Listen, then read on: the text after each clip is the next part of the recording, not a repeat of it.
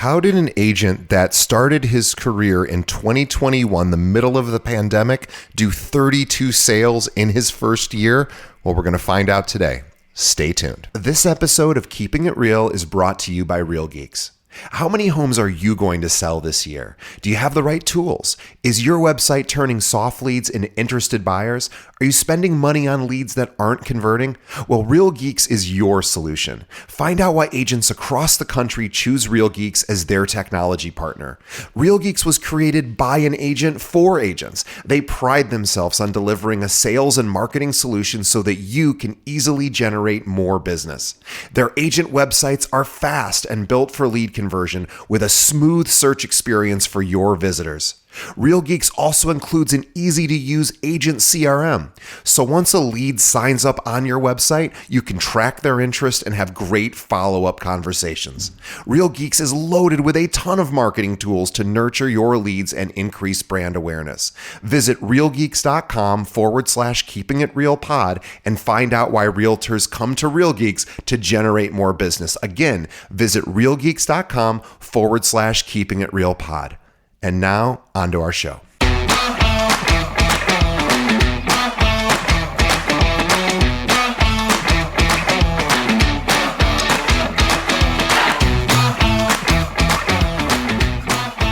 Hello and welcome to another episode of Keeping It Real, the largest podcast made by real estate agents and for real estate agents. My name is DJ Paris. I'm your guide and host through the show. And in just a moment, we're going to be speaking with up-and-coming top producer Mark Plesha. Before we get to Mark, just a few reminders. Please, as always, tell a friend about our show. We appreciate it. Keep spreading the word. And also, check out our sponsors. Please support them. Let them tell you all about their products and services and consider investing in those products and services. I promise we only select vendors and advertisers that will actually help you grow your business. But enough from me. Let's get to the main event, my conversation with Mark Plesha.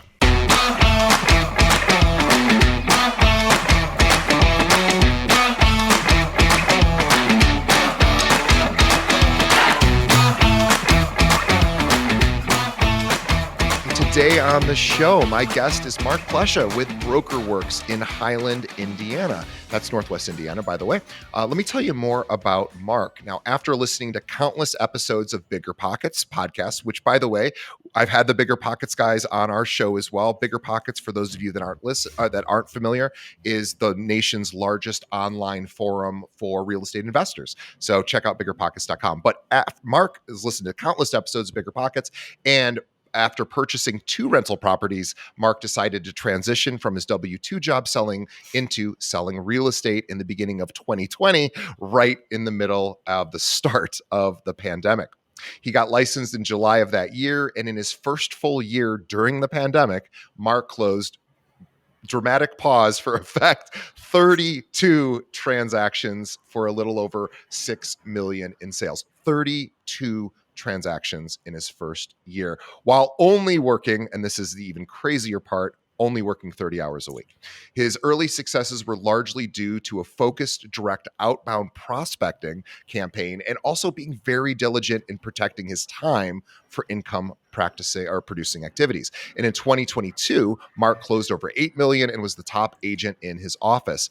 Mark was raised and currently resides in Highland, Indiana, with his beautiful wife, Liz, and their 4 children. I want everybody to visit Mark's website for BrokerWorks, which is movetohighland.com. And I want you to look at how Mark and his team are really targeting people who are looking to move to Highland, and they have a whole brand built around that. And we're going to talk about that today. Mark, welcome to the show. Yeah, thank you for the intro, DJ. And like you said, listen to a lot of podcasts. Yours was definitely one of them. And I think that's definitely played in the success. So thank you for everything that you do for the community. And I'm just, hopefully I can give back some tidbits and hopefully help some agents out. And congratulations to you. You have the best podcast voice of all time. So good for you, sir. Well, that's debatable, but I'll take the compliment. Thank you. There you go. And I don't know that I'm the best host. Maybe I have the best voice, but I don't know if I have the best host. But I will do my best. We will do our best for our audience today. Thanks for being here. So Mark has such a cool story because he's really doing things that I think a lot of agents aren't doing. And so we're certainly going to get to that. But Mark, let's talk about why the shift into real estate. So you've been licensed since 2020. What got you there? Yeah, and off the top of the mind, you start thinking, I have an interesting story, but then you start listening to hundreds and hundreds of podcasts with agents interviewed, and everyone's got an interesting story, right? No one except for there's the occasional guest, one out of every 100, like, oh yeah, my grandpa started Remax, so I was born into it. Like that happens, but that's There's a not few of normal. those, yeah. There's a few of those. I've heard a few interesting stories, right? But like we're all an interesting breed. I feel like we got into this. This is usually second, third career, and so it's always interesting to listen to other people's stories. Mine's not anything crazy. I was a union laborer prior to getting into real estate. I worked for a family business that my wife's father owned. Just super blessed to be able to be into that position and get hired there. And they gave me an opportunity that I probably didn't deserve. So, I'm incredibly grateful for that opportunity. But quickly on, I kind of realized, this wasn't for me. This isn't where I saw myself ending up and being happy for the next 20, 30 years until retirement. So I had a lot of conversations with my wife, which you can imagine the little difficult conversations. Very, there's just some things that we knew we'd have to navigate that might not be easy. But we ultimately came to the conclusion after, like I said, I had downtime at that job within certain aspects of it, and I delved deep into podcasts. So first one was Bigger Pockets, and then got into real estate investing a little bit. And, I was just driving down the road one day and thinking to myself, I kind of started to get that bug of being an entrepreneur. They pushed the book, Rich Dad Poor Dad really hard in that podcast. So I read that book and, it was just silly because for months I'm like, what could I do? Like, what business could I start? And going through all these conversations in my head, and finally just driving down the road one day, I'm like, you idiot, like go into real estate full time, like get licensed and be a real estate agent. It's everything, all that information and knowledge I already acquired through all those podcasts, all of that translates. So I'd say right around December 2019, I finally made the decision like, okay, we're all on board with this. We were always pretty good savers. We try to live off like 50% of our income. I think that's super important for me, there was no going back. If I made the jump, I was going full in and I was making that jump and I wasn't going back. Would they have me back? I'm sure. But in my mind, I'm like, I can't there's a pride thing there, right? Like I can't go back. So knowing that and knowing, just making that leap and that jump, you just get to sink or swim. You got to make it work. So you went from really working with your hands and being your wife's family's business, and switching over into, you started studying about real estate investing via Bigger Pockets and other podcasts.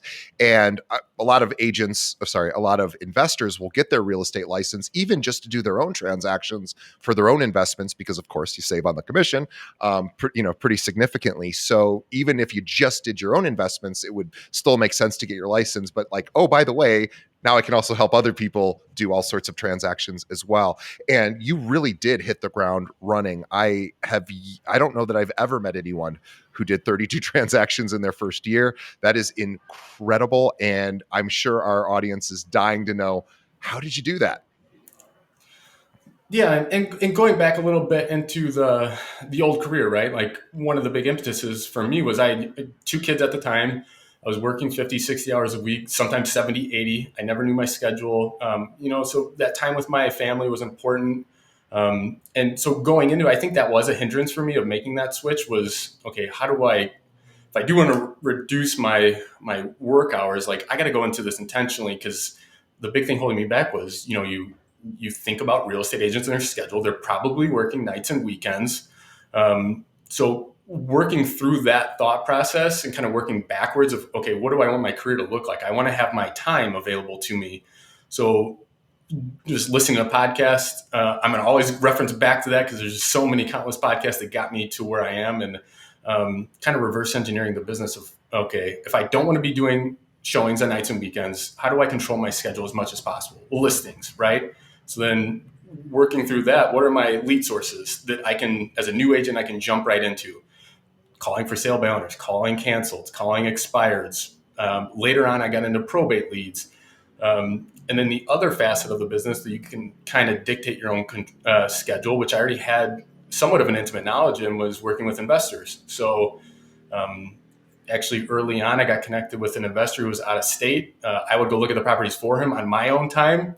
So again, I'm in control of my schedule. And that's kind of where you mentioned in my intro, working that 30-hour a week schedule. That's what allowed me to do that. I was probably 60-40 listings in that first year, and I would say 3/4 of the buyers that I had were working with investors. So I was home a lot with my kids, which yeah, it was a blessing. I mean, that's all I can say. It worked out. Well, it's a really important point because you have 4 kids, you're a busy dad, and you have this business that you're now, really the chief operator, the CEO, the COO, the CMO. You are the president. You are in charge of every part of the business, and you figured out by reverse engineering, hey, here I need my nights and weekends because I have 4 kids and I want to be present for some of their stuff and their events, and I just want to be around. So I better figure out a way to close business outside of that. And I love the fact that you reverse engineered that. That is such a really smart. I was having this conversation this morning with another agent who was telling me that every year he does sort of reverse engineers what he wants to earn that year, and he does a pretty similar exercise to you. He goes, I want to make X amount, and then he breaks it down by month and then by week, and then he figures out all those activities that will ultimately get him here. It sounds so simple, but it really is a nice sort of roadmap to get to where you want. And you really hacked your way through it in a really smart way because you did want to protect some of those time boundaries. And when you work with investors, they don't care. They just want to see the deal, right? So you're going out, you're finding opportunities. They don't need to physically see the property. You're going to do that for them. You're going to be their eyes and ears, and you're going to be the deal finder. And I'm curious for. There's a lot of our listeners who have never worked with investors. What are some of the pros and the cons of working with investor buyers? Yeah. So again, just to reiterate, I mean, that schedule component is important. It was for me, but I think for me, if you find the right investor and they have that capital that they can invest, I mean, I think one year I closed 7 deals with the same investor. So I mean, you have that constant deal flow. Where as long as I was doing my due diligence and finding properties that cash flowed, and I knew what that looked like just because I've invested and I know what, especially single family homes, like that was kind of my realm and what I knew best. So for me, just all I got to do is log in the MLS every day, figure out a property, run the numbers, send it to him, get his thoughts, go schedule the showing, write up an offer, and then we're off to negotiation. So, I mean, just having that built-in deal flow, if you find the right investor. And it was funny, and we could kind of go into this too, like one great lead source that no one talks about is for rent by owners. And that's how I got connected with that gentleman. And it was actually interesting. There was, in my first year, I made a phone call to a for rent by owner. It was just a simple script. Hey, I see your property is listed for rent, but with the market being the way that it is, have you ever considered selling the property? That led to a deal there, and then Wow. sold another one with me. Sold another one with me the following year. He was just kind of liquidating his portfolio slowly, trying to avoid that huge hit of capital gains tax at once. But it was just the end result of the story was super interesting. About right around Christmas time, he called me and he's like, Mark, I just got a quick question for you. I'm updating my trust. I just want to confirm with you. Are you okay if I add your name and contact information for my family just in case something happens to me? Wow. So, I mean, building that relationship, even with just making that phone call, obviously SOI is number one in everyone's business. It should be. But if you can convert some of these lead sources, like a for rent by owner, for sale by owner, and then add them to your SOI and stay in touch and get referrals, and then like that kind of blew my mind that he was that comfortable with me and trusted me that much that he was going to put me in his trust. I mean, that was one of the greatest compliments that I think I'll ever get in this business. So Yeah, to my estimation, it doesn't get much. The compliment doesn't get much higher than that. So yeah, congratulations there. And you're absolutely right. I think that this idea of working with investors also too eliminates a lot of the emotional challenges that traditional buyers and sellers face, because of course their primary residence, it's an emotional decision, it's a big financial decision, it's where they're going to live, where they're going to raise a family possibly, and of course there's just a lot of emotion, we know, that is associated with that, and a lot of stress. So when you're working with investors, that tends to be less of that, right? It's more about making the numbers make sense and just showing them a good deal. Um, I am curious. So, one of the myths that we like to dispel on the show, and I don't get to talk to too many agents that work with investors, so I'm fortunate to have you on the show, is I want to dispel the myth that the investors are hard to find. So, I know a lot of our listeners have written in going, "Hey, this I'd love to work with investors, but how do I find investors?" And my answer is it's actually easy to find the investors. What's hard is to find the deals. Curious to get your thoughts on, does the money show up when you find a deal? Yeah, you're 100% right. Yeah, the investor is easy to find. The money, if you find the deal, is easy to find. It's the deal that's impossible. Not impossible. I shouldn't say possible. Sorry. Forgive me for that one. Difficult. Yeah, I mean, you could simply go into Bigger Pockets and post a few times on a thread in your neighborhood, in your community, in your area. I did that, and I got people raising their hand, looking to work for me or work with me. Calling for rent by owners was, I mean, that's how I got connected with the gentleman that was buying all those properties. He just had a property listed for rent. Kind of walked through the same thing. It was mid 2020. I'm like, a lot of people are looking to liquidate their assets and sell everything off at a premium, and I see that you're buying. I kept noticing his name everywhere. I said, I noticed you're buying a bunch of properties. Like, what's the mindset? It's just, Having the I guess conversation. Yeah. just having a conversation, and just two things. Like you said, congrats about like doing the things that I'm doing. R&D, rip off and duplicate. That's all I'm doing. Like none of these. I'm not an intelligent guy. I hear these ideas. I take them. I run with them. I implement them. Like that, coupled with go talk to people, have conversations with people, you're going to be successful. You just got to put in the work, and um, it's so simple. It's not easy, but it's so simple. You just got to be willing to put the work in. Yeah, simple but hard, right? So I Yes. couldn't agree with you more. And I want to go back to the for rent by owner situation, because this is such a missed opportunity for most agents, right? So what is Mark really doing? So let's just give an example. So Mark's let's walking through a neighborhood. He sees a for rent sign in the window of somebody's house, and it's got for rent, call this number. Mark might call that number and say, "Hey, are you the owner, or are you the tenant or the management company or whatever?"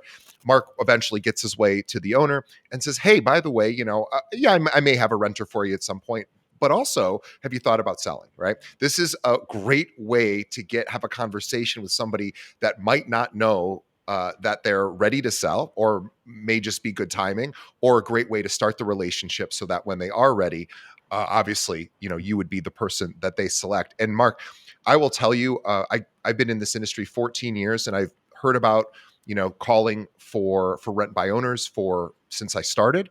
And I would say maybe 1% of agents do that. And I think it is one of the biggest missed opportunities, because you're right. Eventually, you hit a vein of investors, and they're like, "Oh, this is what we do all the time." And maybe they're not happy with whoever they're using. And you can obviously, work your way in.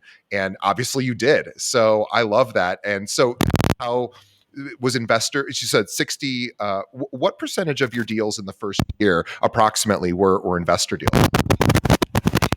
Yeah, I would say, well, like I said, I was probably 60-40 my first year listing side versus buyer side. And then Got it. another, probably three-quarters of those deals were working with investors. I don't Amazing. do it as, I'll be honest, I don't work with them as much anymore. Um, it's just, I've kind of transitioned to focusing more on the listing side. So I've kind of incorporated probate leads into everything, Let's which, talk. Let's talk about probate leads. Explain yeah. to our audience what those are and how you sort of got access to those. Yeah. So, I mean, just going back to the rip off and duplicate thing, right? So I was on uh, another podcast, and I got connected with a gentleman, Chad Corbett, who runs, it's a course on probate, and kind of walking you through that process, what it looks like, how to find business. So basically, I created a website called northwestindianastatesolutions.com. The idea being reaching out directly to, we can have access to, through the court system, people that file probate in our county. So just giving them a call, walking through, hey, this is Mark. I'm a member of a local community group here in Northwest Indiana. We actually help families going through the probate process. So every month we send a member of our team down to the county courthouse. They meet with the clerk, and they actually provide us with a list of families they think we might be able to help. So that's why I'm reaching out to you. Is there anything we can do to help you through? I know this is is there anything in particular that you think we might be able to help with? I know this is a difficult and stressful time, and our goal is to just try to alleviate as much of that as possible. So just having that, yeah. And probate is when wills and trusts maybe haven't been correctly established prior to death. Is that my understanding? Yes. Sorry, I'm jumping into the framework. No. I just assume everyone's as dumb as me, and that's all I know about probate. So everyone else is probably like, yeah, we know what probate is. But probate is when somebody passes away and there isn't sort of a obvious sort of and specifically legal way to distribute assets, and they has to now go through the court system. Is that accurate? That is accurate. Yes. So, like I said, running through that script, calling through the list of probates, and then trying to create relationship with local attorneys. Just having that conversation of, these are the benefits that we're offering to people, and we know they're in a difficult place in their lives right now. A lot of the personal representatives who are appointed either by the court or just the family is dictated that they take over and kind of run the probate process on their behalf. The attorney has just like we have to work within the framework of what we do as real estate agents, they have to work within the framework of what they do as attorneys. So, like a part of that business or the phone calls that I'm having with attorneys is just, hey, what can I do to take something off of your plate to make your life easier? I know you don't want to deal with the real estate stuff. I have a list of contractor referrals. So if that comes up where someone within that estate, usually the biggest asset is real estate. So if someone within that estate needs to sell a piece of property and it might need work, hey, we have a list of contractors that we can team up with you. If you need anything at all, just call us and let us know. So just having those conversations with the PR and with the attorneys and, just approaching it with empathy, right? Like they're going through a difficult situation. More than likely they've never gone through it before. So I think if you just have that conversation in a gentle way, like we're here for you. Like if you need anything at all, just reach out. And then just this past week, I had an attorney reach out and probably have a referral for a listing in a market nearby. So I love that. I think just my personality and I want to help people, and that's what we all should be striving to do. So it lends ourselves to being in that position. So I get a lot of satisfaction out of helping the people that need it the most. So. Well, we've done almost 600 episodes of this show, and nobody has ever mentioned probate leads.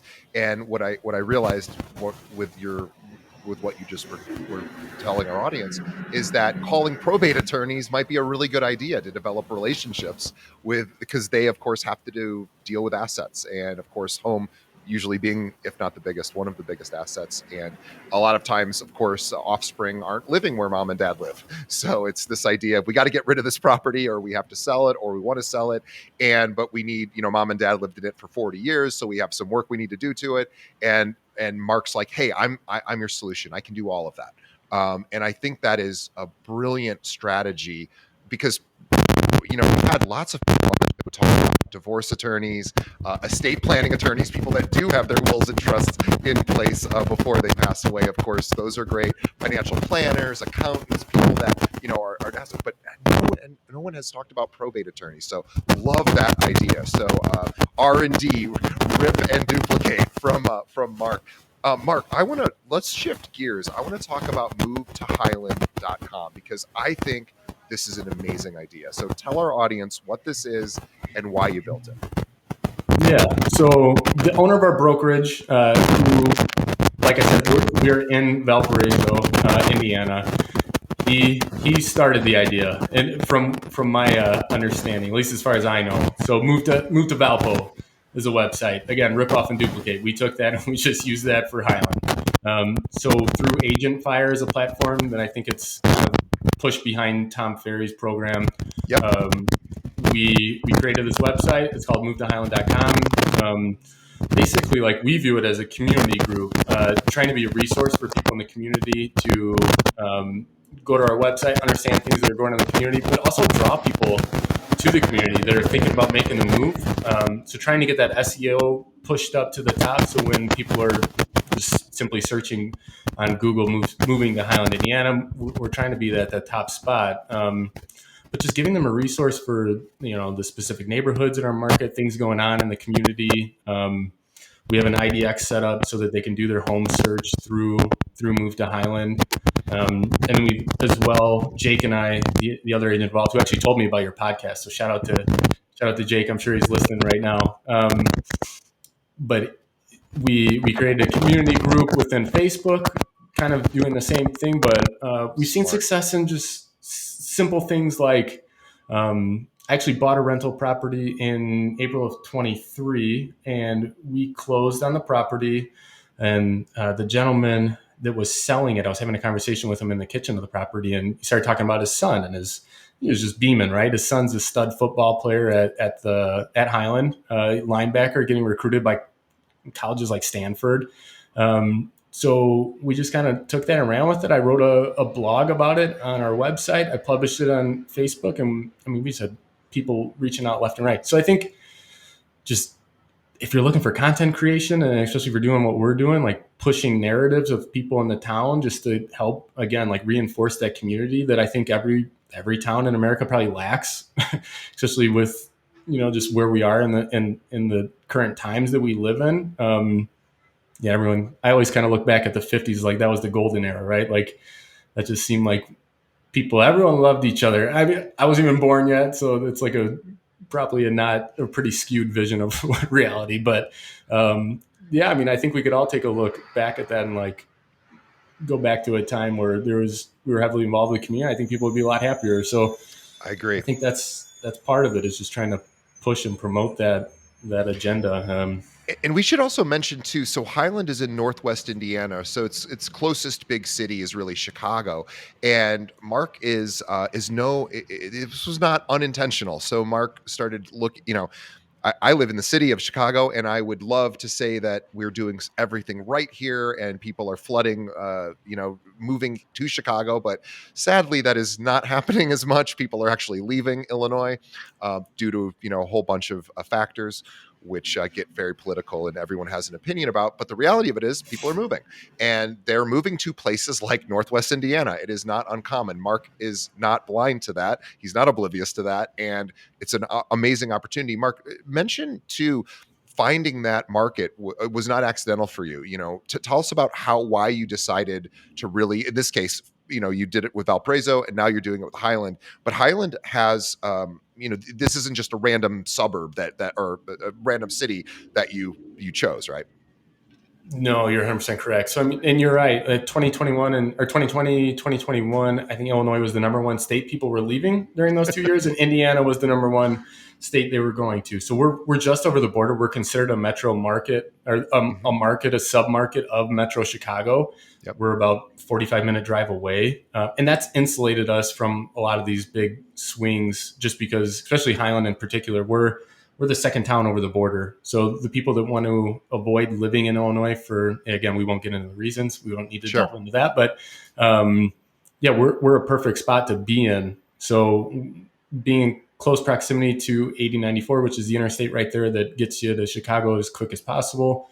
And then that was in 2022, I believe. Realtor.com did a survey, and they were tracking all these metrics of the most affordable markets in the United States. And they ran metrics like, how quickly homes were under contract when listed, what that price, list to sale ratio was for each market. And out of the top 100 markets, we were number 6 in the country.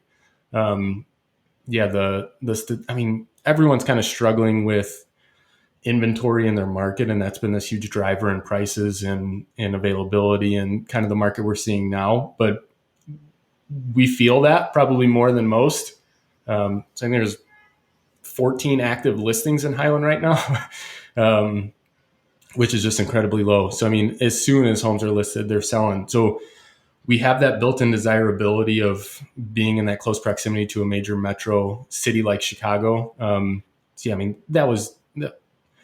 it helps that Jake and I both live in Highland. We grew up here. We know the market well. But, yeah, I don't think we'd be pushing as hard on all of this and going the route that we're going had those things not been in place. So, yeah, that definitely played an important factor. It's a really good point to everyone listening to know where the closest areas outside of your local market that people sort of move to. Obviously, people make big moves down. Well, in our case, it would be like down to Florida or Texas or Arizona from Illinois. Retirement. A lot of times people do that, but we're seeing this migration from Chicago to Northwest Indiana for taxes and political reasons and just things they don't like about Illinois, but every community has some version of that, right? And there's like this other place where people can go to. And so it's really smart because Mark can then develop relationships. So even if people in Northwest Indiana, eventually they're going to possibly leave and go elsewhere, maybe going down south. And so Mark's going to build this. He's built a network of agents that he can refer to as his clientele age and decide, to move. And, so you're building relationships all over the place with attorneys, you're building relationships with other agents, and you're also looking to see where people are moving towards. And it just happens to be where you grew up, which of course is a huge benefit. I wanted to ask about for sale by owners and expireds and canceled, right? So these are the leads that are very easy to purchase, right? There's lots of companies that will sell you this information for very little money, really. It's a very inexpensive lead source, but it's inexpensive for a reason because it's actually quite difficult. And so as a result, a lot of people don't have success with those calls. They don't like making them, or they're tough. But you have had a lot of success with those. So can you tell us a little bit about, let's say you called and expired. So just to set the scene, this is somebody who worked with an agent. It didn't go well. It didn't close, or it didn't get sold, and now the listing is expired. How do those calls go for you? Yeah, no, that's a good question. And just going back to your point super quick, super cheap lead sources, right? Again, a big part of my business is like I could go, that Zillow, no knock on it on anyone that's pursuing that, but again, that didn't fit my framework of I don't want to work with buyers. And profitability for me is number one. Like for sale by owners are free. I can just go on Zillow and pull that information, their phone number, and then expires. I mean, I just $15 a month, and I have a White Pages online subscription. I get their phone number and make the call. Just pull it every day and make the call. And I just closed one on Friday and just went under contract on one last week. So we could walk through it. You're putting me on the spot. I don't have my notes in front of me. I don't. But I shouldn't need them. But we can. Well, I guess what I'm saying is they can be difficult phone calls because these are either whether it's an expired or a canceled or a for sale by owner. These are all people that are either choosing actively not to work with a realtor or who I've worked with a realtor and didn't get the result they desired. So these can be tricky because you can get people who are not receptive to an agent's phone call, and you're not the only person that is buying those leads as well. Other agents, of course, are buying them and are also calling. So the challenge sometimes is, you might have the best pitch in the world, but you're the seventh guy to call that person that day, and they might just be like, "Oh, stop calling," and you're like, "I just called for the first time." So they're tricky. I guess the point is they're tricky, but they're working for you. So do you find there's a lot of competition with those calls? Are there agents making those dials alongside you, from other firms? Yeah, absolutely. And just to challenge you on they're tricky. They're difficult conversations, but they're not that bad. They're not as bad as everyone says they are. If you have the correct framework, and we can walk through it. If you want to run through the for sale by owner script, let's do it. And I can we explain. I would love to.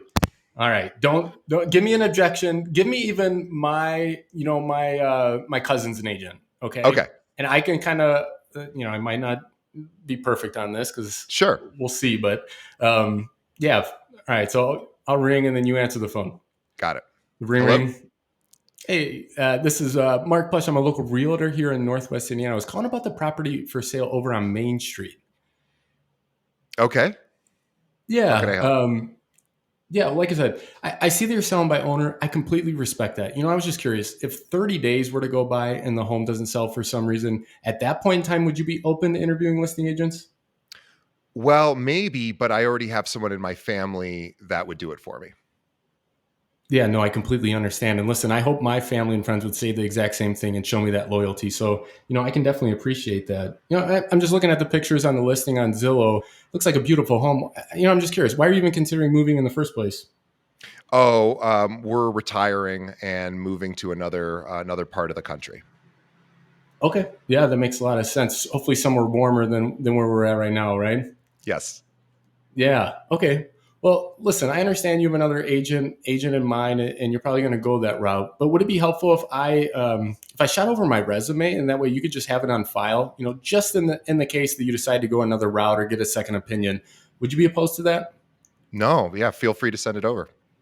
Okay, great. Well, yeah, I'll get your email address and then I'll send that information over. What I can do. I'm always in the area. Would you be opposed to me popping by one day this week just so I can take a look at the property, kind of get an understanding of a little bit more understanding of your situation, and maybe that I can cross reference my buyer list that I have and see if there's someone that I think might be a good fit. Is that something you'd be opposed to if I just pop by quick one day this week? Sure, I guess that's okay. Okay. Yeah. And like I said, what I can do when I'm there is I'll bring my for sale by owner backup plan.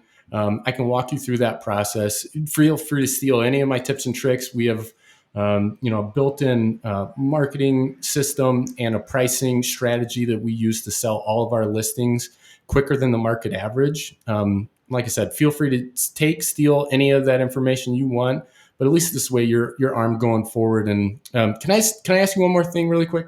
Sure. Yeah, would you be opposed to me checking in with you after that meeting every few days? And what I'll do is I'll send you tips. I can walk you through what that purchase agreement looks like. Negotiable terms. And like I said, after our meeting, and I understand that you have another agent that you might work with, but maybe after our meeting, we have a conversation and see if it makes sense to work together in the future. Is that fair? Absolutely fair. Okay. Well, great. Well, and then yeah, just set the and appointment from and there. yeah, no, that was brilliant, because what Mark did, and from my interpretation, Mark, please correct me if I misjudged it, but Mark led with value. He number one, he didn't try to overcome an objection, right? If somebody's cousin is the realtor, you're not going to say, well, I'm sure I'm better than your cousin. He's not going to say that. Or do you like your cousin or whatever? But the reality of it is he's got that hill to climb. And what he did is said, hey, I get it. Yeah, I would work with my cousin too. Or I hope my cousin would work with me. And I'd also like to give you a second opinion. And I have some ideas. Can I swing by and just kind of take a quick look, get a better sense of the property? Even if you don't use me, you can still take some of the ideas. I might be able to help you sell the home a little faster. Maybe we'll work together in the future. Maybe not even on this transaction, but I'm going to follow up with you. Like, what he said was brilliant, because it made it very difficult for me to say no, because it was like he was giving me things. He was just saying, hey, can I give this to you? Can I give this to you? Can I give this to you? All things to help me with my stated objective, which is get the home sold. Right. So whether or not, and I'm going to always, as a consumer, I'm going to always choose anyone in my life as a service provider who provides the most value. I'm just always going to do that. I mean, yes, if my sister was a realtor, I'd always go with my sister. Outside of that situation, she's not a realtor. But outside of that situation, I'm going with whoever provides value. So is that my understanding? You're leading with like education and value? Yeah, not trying to handle objections was the big thing you said. I'm not gonna convince someone to list their home with me over the phone 9 times out of 10. But what Right. I need to do is get in front of them in person, set that appointment, so that you can kind of build on that, and you're almost qualifying that appointment just like you would with a buyer. So you try to get that email address, and depending on, you can even take it as far as like DJ when I said, I'm calling about the home for sale on Main Street. If DJ are like, yeah, yeah, what do you need? Or how can I help you? If they're like bubbly and I feel that in their personality, I'll even change my script and say, yeah, no, I'm sure you've been, I'm sure you've been having phone calls from every agent in Lake County all morning long. So, I apologize on behalf of all of us, and then That's a go into it great thing to say. I love that, by the way. I say I've used a version of that when I recruit realtors. So I recruit realtors for our firm. And what happens is when somebody passes their real estate exam in Illinois, the testing center sells that information to every brokerage in town. So it's very similar to yeah. for sale by owner leads. So all of a sudden, all these brokerages who are looking to hire realtors, we all get the same list at the same time. And so I say, hey, you're probably very popular right now. You're probably getting a lot of calls, probably more than you want. I apologize for that. And then you just kind of go from there. So you're acknowledging their reality, which is great because there's a lot of agents that just want to steamroll over, try to get the sale, and you're sort of acknowledging the current situation and still trying to add value. Yeah, no, you're 100% right. And it's same thing. Like you have that natural built-in sales reactance, right? As soon as your phone rings and I say I'm a realtor, you're in that fight or flight mode. You're like, Sure. you either hang up, you're going to yell at me. But if you can nip that in the bud right away, and it's the analogy that I always heard that I love. Like imagine walking on the second you step foot on a car lot, you're getting approached by a used car salesman.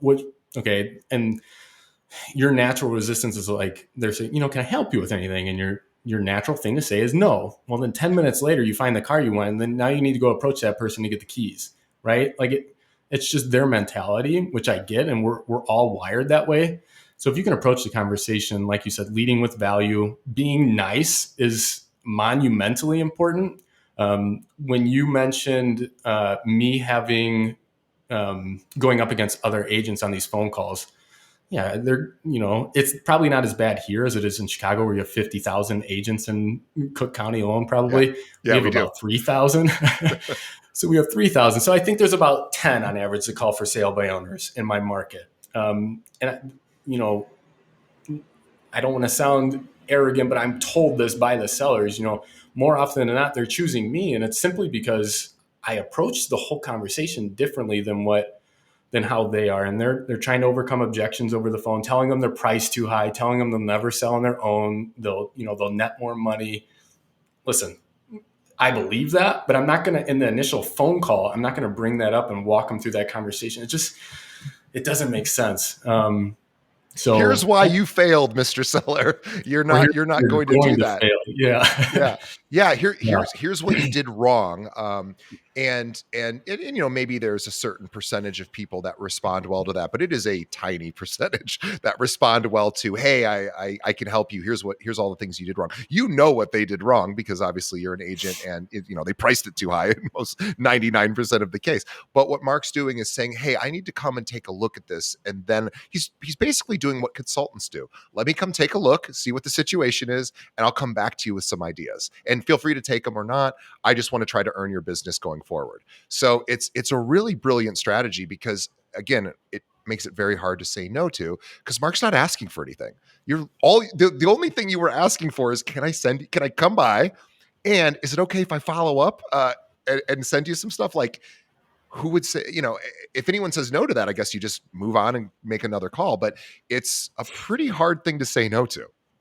Yeah, and I'll find 7 or 8 out of 10 are saying yes, and I'm not getting pushback. As long as they're giving me that opening in the beginning, I'm setting an appointment quite regularly. And even like you mentioned, they might not hire me in that particular instance, but there was 2021 was probably around the first time I was calling for sale by owners, and I had a conversation with a lady named Julie, who was a for sale by owner in a town a few towns over. I called Julie every week for 5 weeks. She gave me that opening. I never set the appointment, but I was just offering value. Like, hey, how, I didn't trash her pictures too bad, but they were taken with a cell phone. I'm like, here's the contact info for the photographer we use to do professional photography and video walkthroughs that we use for every one of our listings. Just trying to give her tips and advice on how to sell the home on her own. She ended up selling on her own. Okay. Shoot, I missed out on that sale. Early 2023, I'm sitting on my couch and I get a phone call late at night, and it's Julie.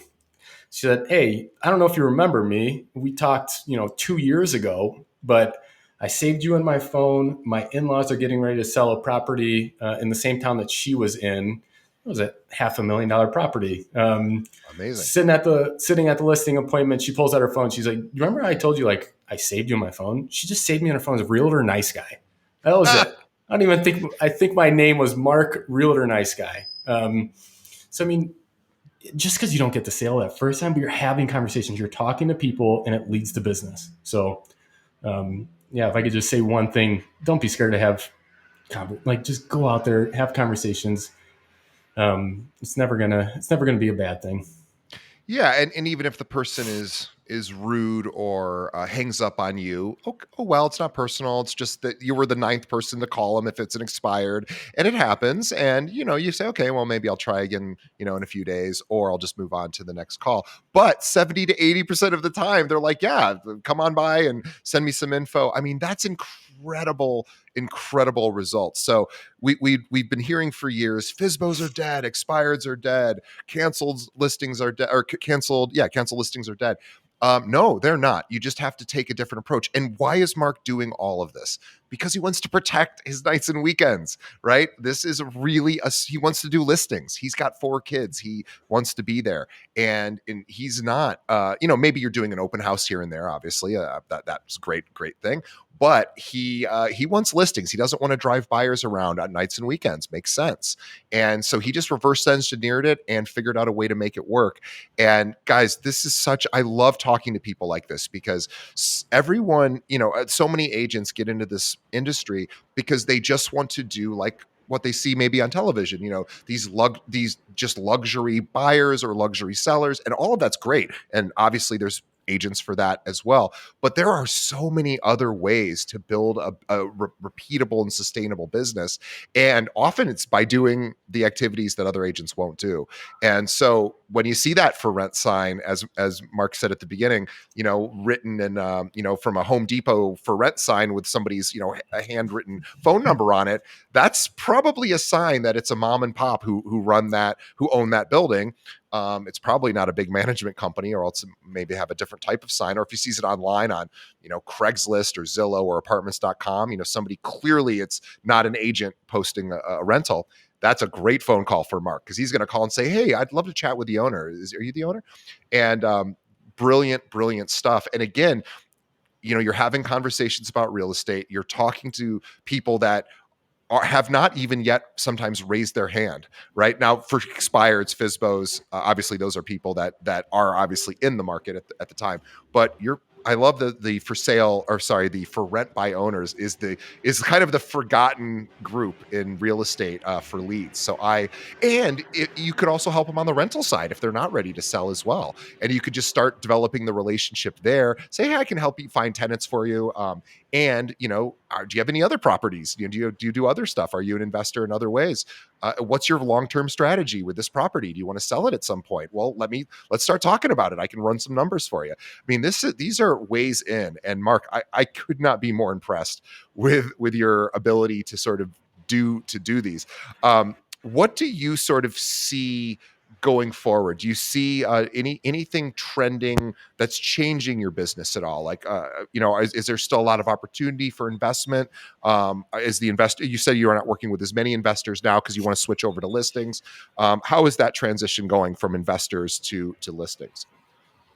Yeah, that's a great question. The market dictates so much of that, in my opinion. And there's a little thing, the commission lawsuit that's going on that kind of like plays It's into kind of a big decisions a deal. little bit. Yeah. So, I mean, knowing the market, knowing where we're going, if you work with investors right now, with the interest rates being the way they are, I mean, there's cash buyers out there, right? But usually those properties are pretty distressed. But if you're finding something on the market, we're kind of in this weird place where inventory is super low, but with the interest rates, certain homes that are overpriced sit for a while. So yeah, I mean, if there's an investor out there that's going to need a loan and you can negotiate a credit to buy down that rate, that makes a lot of sense. But for me, I'm letting the market dictate my actions. So I'm going deeper in listings. So that's why the probate thing is I'm being very intentional about and trying to grow that as much as I am, because unfortunately, the unfortunate reality is, I mean, the baby boomer generation is gigantic. Those people pass away and they typically have a home to sell. So just leading with that thought that there's inventory out there that's going to be hitting the market. And if I can create that relationship with an attorney and have the first shot at getting those listings, I mean, that's got to be up there for people, I think, and it is obviously for me. Um, I'm relying heavily. I mean, this is going into year 4 for me. The whole intent of this business was to um, just be professional, be an advisor. In the sense that I do such a good job, or my goal is to do such a good job that I'm getting referrals and repeat business out of my clients, and that's what the business has evolved to. So doubling down on that, making sure I'm staying in front of my SOI with postcards, events, sending the clients that close transactions earlier in their settlement statements so that they can be prepared for their taxes, like little things like that, to stay in front of my clients all the time, my past clients.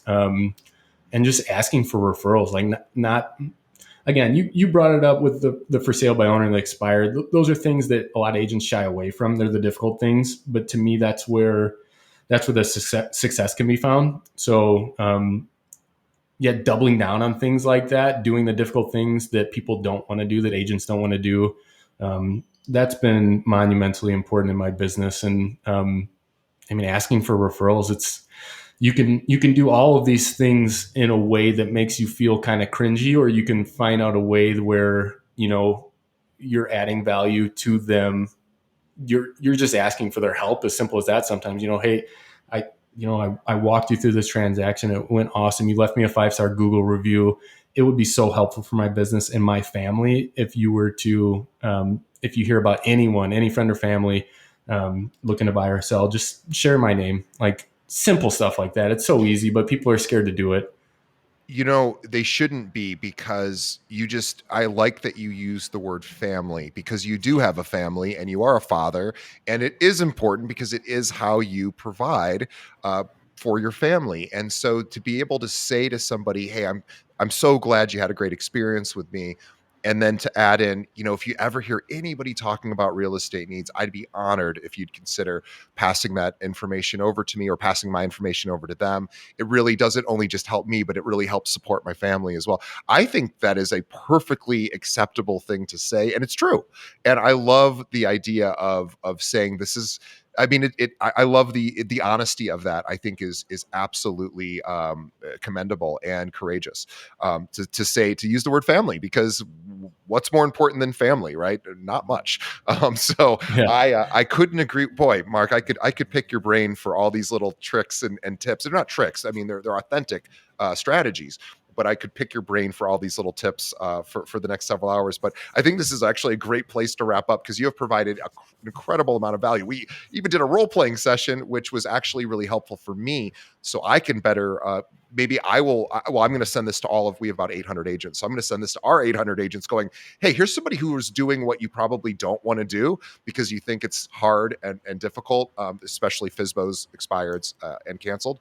But here's somebody, and here's the exact way he does it, and give it a shot and see what kind of response you get." Because you're right. Mark said this at the beginning. He said it's all about your SOI, your sphere of influence. How do we continually add value so that people want to be in our sphere of influence? And first, how do we get to them, and how do we give them value so that they stay in our orbit for as long as possible? And hopefully, not only do they become clients, but they tell other people, gosh, this guy Mark, I've never even done a transaction with him, but he sends me all sorts of great information. He's a good guy. I feel like I should pass some clients over to him. So guys, I could not agree with Mark's strategy more effectively. I couldn't agree with it more. I think it's one of the most effective ways to grow one's business. Lead with value. Love that. And Mark, one other thing I just wanted to say, um, Mark is somebody who pivots. So Mark said, hey, my actions are dictated by the market. I love that, because here's what Mark's not saying. Oh, it's so hard right now. Inventory's low. The interest rates are high. None of my clients really want to do anything. Mark's like, okay, I'm going to figure out a different way to do it. I'm just going to pivot and go where the action is. And I suspect if everything changes next year, you might pivot again and pivot to more opportunities, because that's what successful agents do. They pivot. They find opportunities, they make adjustments, and they roll with whatever the market conditions are, because you don't have much control over that anyway. So I love the fact that you're taking back control by finding those opportunities, and not just going, well, I guess I have to wait till rates come down before my buyers get off the fence. So really, Mark, this was awesome. I congratulate you on, your 3 to 4 years in the business, crushing it, 32 deals in your first year. That is not an accident. That is not a stroke of good luck.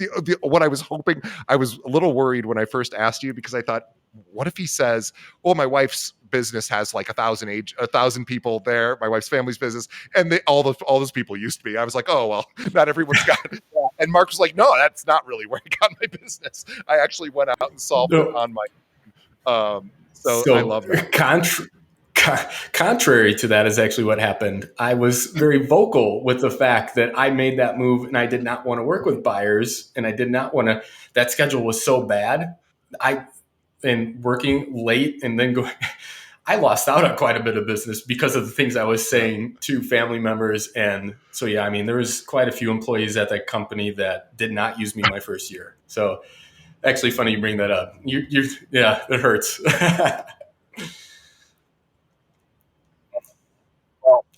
Thank Mark on behalf of our audience. Mark is a younger broker who is just really crushing it. He's a nice guy, and I'm so glad that you came on our show today. I want everyone to take a look. We talk about specializing, and especially in a geographic area. Mark has done this, and he's built web properties to help people who are thinking about moving to those areas, so that he can hopefully be the agent they use. So move to highland.com.